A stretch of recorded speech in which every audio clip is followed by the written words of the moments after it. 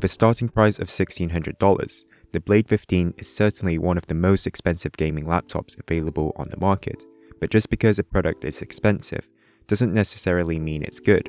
Let's explore why the Blade 15 may be the most peculiar gaming laptop on the market.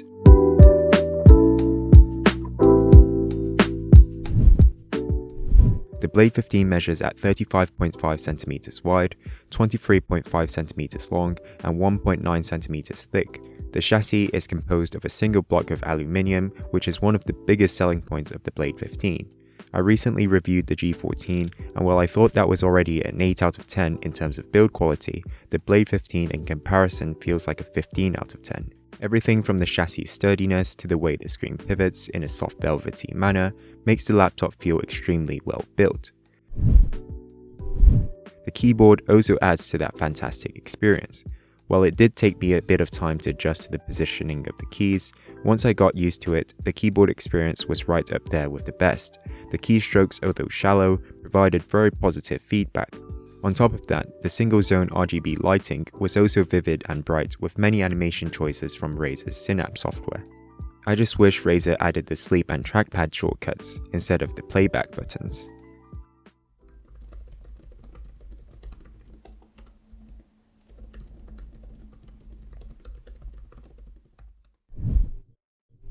The touchpad was another highlight. The glass surface provided very good accuracy and scrolling through websites was buttery smooth, but the biggest differentiator is the button mechanism.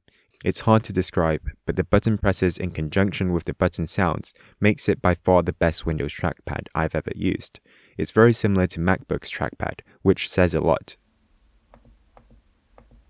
The Blade, however, doesn't feature dedicated trackpad shortcuts. You could only utilize settings within Windows to turn on and off the trackpad. There is a setting to disable the trackpad once it detects a mouse is connected. However, it didn't work until I disabled the two HID drivers inside Device Manager. The Blade 15 also features a 1MP 720p webcam and dual microphones, but like with most laptops, the quality is rather poor. There are two forward-facing speakers on the Blade 15. Although they sound decent, it did feel a bit underwhelming considering how well the rest of the laptop performed.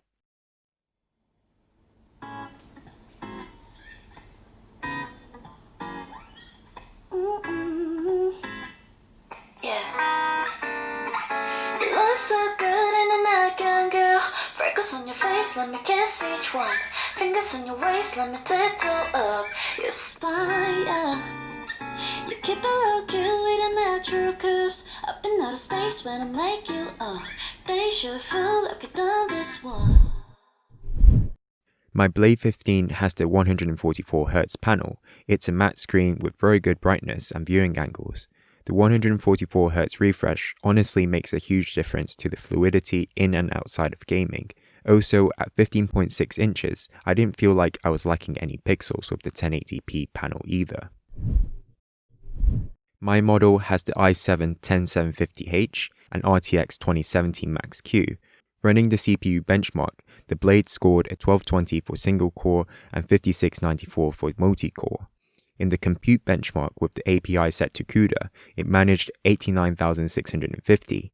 In-game performance reflected the benchmark scores of the GPU, as GTA 5 was averaging around the 70 FPS mark, and Assetto Corsa with a full grid of cars also didn't trouble the Blade. This laptop is also very good for content creating if you use Adobe's suite of apps. Software like Photoshop and Premiere Pro are very well optimized for Intel and Nvidia's processors. Internally, the base Blade has a 65 watt-hour battery, which can get you around 5 hours if you're just doing web browsing or word processing. The battery performance is average at best, however, so I wouldn't be confident leaving the house without the charger. If you would like a more detailed look at the battery performance, check out my battery test. Since I have the base model, the laptop doesn't support Type-C USB charging, which is kind of cheap for a laptop so expensive. What you do get, however, is the over-engineered charger. It has a proprietary plug that well fits both ways, blocks the ports if plugged in like so. As for upgrades, there's two M.2 slots for storage, which I believe can each accommodate up to 2 TB. There's also dual channel RAM, both of which are user replaceable for a maximum of 64 GB. The Wi-Fi card can also be upgraded. I'm not sure why this empty void is still present, as it was used to house a thick boy hard drive in blades of the past.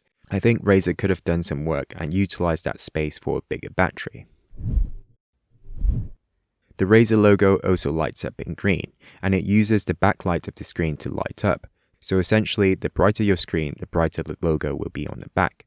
There's also a small LED status light, which displays different colors depending on the laptop situation when the display is off. As for cooling, the Blade features an array of vents at the back underneath the screen. Even when gaming, I never found the fan noise to be irritating, as the noise level averaged around the 48 decibel mark. Under load, CPU was averaging around 85 degrees and GPU around 78 degrees. I did notice, however, that after prolonged sessions of gaming, the keys around the center of the keyboard was noticeably warm to the touch. Unfortunately, I don't have a thermometer to check how warm it actually gets, but that specific zone feels hotter than the rest.